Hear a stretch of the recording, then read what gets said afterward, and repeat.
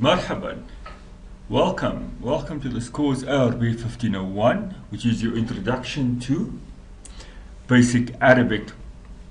My name is Uwais Rafidin. I'll be your lecturer with this particular module. I will assume in this series of video lectures that you know the Arabic script.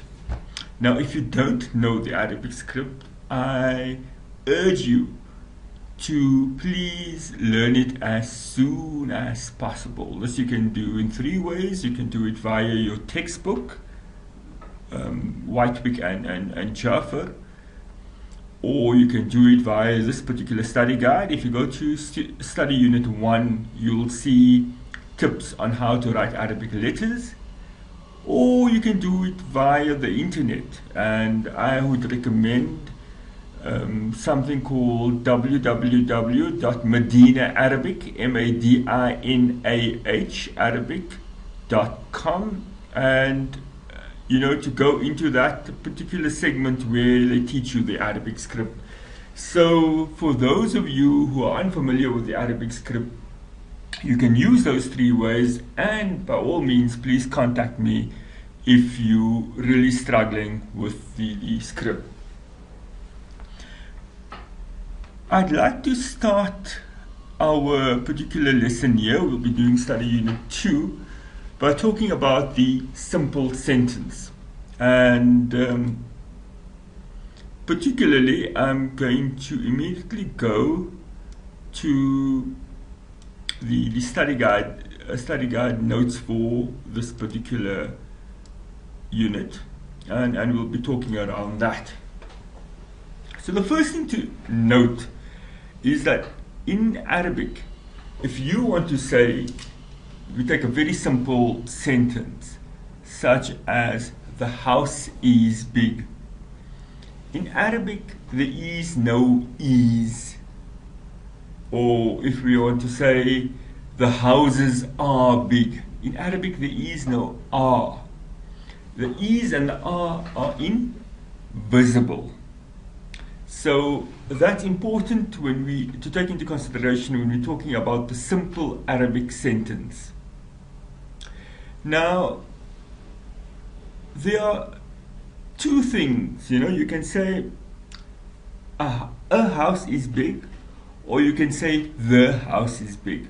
Now, when you say a house is big, you're talking about any house. This is referred to as an indefinite article. It's not like a definite thing. It's an indefinite article. So when we're talking about a house in Arabic, or a thing, or a book, or a girl, or a table, or anything, we call that an indefinite word, and so we use the sound, or the sound, or the in sound to describe that word.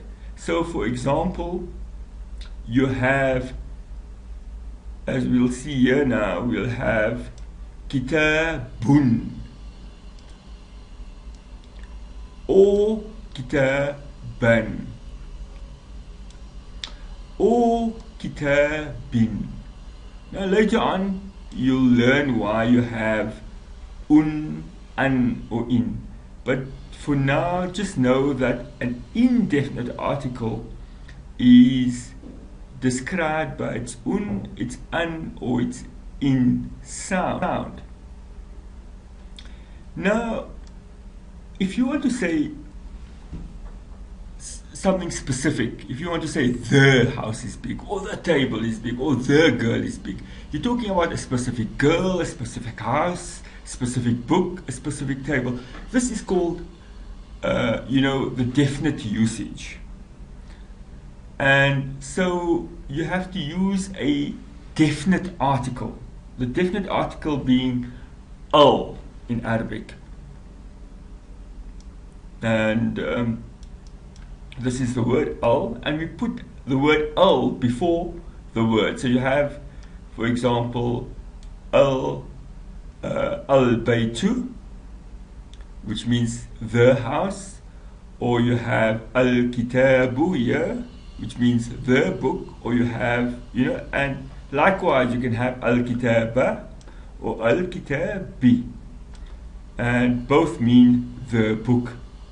As we say, we'll learn later on why we use these different endings, but the important point here to remember is that if you use al, you can't use the un ending anymore.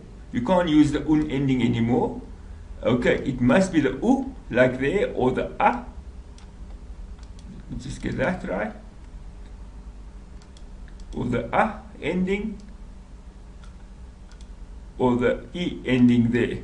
So it's important to remember that when you use the al, the un, or the newnation, or the in, or the an drops, and it becomes al-kitaba, al-kitabi, or al-kitabu. Okay? So when we can never say al-kitabun, or al-kitaban, or al-kitabin. So that basically is the first thing you've got to know, that there's a definite article, okay, the house, the book, al-kitabu, the book, al-baytu, the house, etc., etc. And there's an indefinite article, a house, baytun, a house, or baytin, or baytan, or a book, kitabun, or kitaban, or kitabin. Okay, so that's the first thing you've got to know. There's a definite and an indefinite article. The second thing is, how do we make a sentence? As we mentioned, there is no word for is or for are. So if we want to say the house is big, we simply put two words next to each other. Al-baytu, al-baytu kabirun. You see, you have the house, al-baytu kabirun, is big. And there's no ease here. There's no ease. The words are next to each other. The ease is invisible here. It's assumed that, there is an ease in between the words. So what's happening here is that the al-baytu is definite, and the kabirun, which means big, is indefinite. So we have the house, al-baytu, and we put kabirun next to it, we have a sentence. We put here, in this case, we put the definite first and then the indefinite, and we have a sentence, al-baytu kabirun. The house is big. There's your first Arabic sentence. And there's an invisible ease, as I said, between the two words. Now, we can also use another example for, and we can say, al-kitabu, al-kitabu. It's a bit awkward writing with my mouse, but we'll try there. Al-kitabu. We could say, let's use a different word. That's al-kitabu. Okay, the book. Maksurun. Maksurun, don't worry about the word now, but this is just what the book is broken. Okay? Al-maksurun, the book is broken. That's another example. But again, al-kitabu, that's a definite. Maksurun, it's indefinite. Put the two together, you get you another sentence. The book is broken. Okay, now let's go on to the third part of this particular study unit, and let's talk about the adjective. Now, in English, if we want to say, a big house, then of course big comes before house. But in Arabic, we do it the other way around. We put the adjective after the noun. So literally we say, if we want to say a big house, we say baytun. We first put the noun house, baytun, and then we put Okay, we've got baytun first, then we put kabirun, which means big. And then you've got a big house. Baytun kabirun, and this literally, of course, is house big. You know, a house big. So that's a house big. You know, literally, a house big. So it's in Arabic we turn it around. A house big. But don't forget, we can also say the big house. And if we want to say the big house, remember, if we want to make, if baytun is a house, then the house, as we saw previously, is, we add al in front of it. It becomes al baytu, and of course it doesn't have the un sound anymore, it's an u sound. So we have al baytu. But likewise, the adjective comes after the noun. So big comes after the noun. We have al-baytu here, you know, the house, and the big. And this is important because if the noun has al, the adjective must also have al. If the noun has u, the adjective must also have u. Okay, so the adjective must be in agreement with the noun. In both cases, indefinite and definite. Baytun kabirun. Similarly, al-baytu al-kabiru, the big house. Literally, this, of course, is the house big. Okay, so this leads us to a couple of what I'd like to call golden rules. Okay, as seen from the two examples, okay, if the noun has an un sound or an un sound or an in sound, then the adjective must also have those sounds. Okay, kabirun, if the noun is baytun, the adjective must be, in this case, kabirun. Okay, if the noun is house, baytun, the adjective, you know, big, kabirun. If the noun is baytan, the adjective will be kabiran. If the noun is baytin, the adjective will be kabirin. And also, as we saw, if the noun is definite, that means al-baytu, the adjective must also be definite, al-kabiru. If the noun is al-bayta, the adjective will be al-kabira. And if the noun is al-bayti, the adjective will be al-kabiri. So that's the first rule.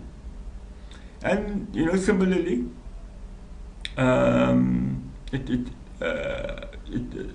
the golden rule 2 is just expanding on that particular point. The adjective takes the same noun ending as the same sound ending as a noun. So as we said before, if the adjective ends in un, then if the noun ends in un, the adjective also ends in un. And you know, if the noun ends in u, like al-baytu, because you know, once it has the al, it must drop the un sound, it becomes al-baytu, then the adjective also you know, ends in, sorry, that's a mistake there, it's supposed to be u, not un. Just correct that in your study guides, that's supposed to be u. Okay, the adjective also ends in u, like in al-kabiru. And the same applies to the other endings, like as we saw, baytan kabiran, al-bayta kal-kabira, baytin kabirin, al-bayti al-kabiri. So the important point here to remember is that there must be agreement between the noun and the adjective. A noun is a naming word, an adjective is a describing word. It describes that naming word.